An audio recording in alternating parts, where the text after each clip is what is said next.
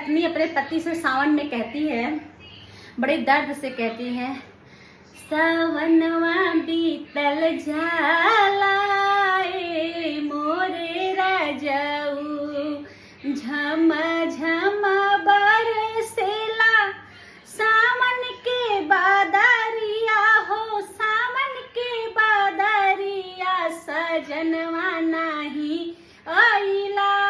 ए मोरे सजना, सावनवा बीतल जाला है मोरे राजाऊ। मन करे हो राजा बनारस घूमे जाईती, बनारस घूमे जाईती, बाबा भोले के चढ़ाईती, जल भर भर के सावनवा बीतल जाला जाला